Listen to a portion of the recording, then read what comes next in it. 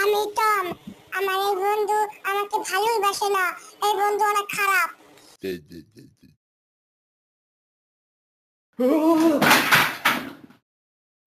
আজকে আবহাওয়া পাতাপাতি খবরে আপনাদের স্বাগতম। আজকে রাত 3 ঘটিকার সময় একটি পিঁপড়া হারিয়ে গিয়েছে। পিঁপড়াকে খুঁজতে পারলে আপনাদের 10 কোটি টাকা দেওয়া হবে।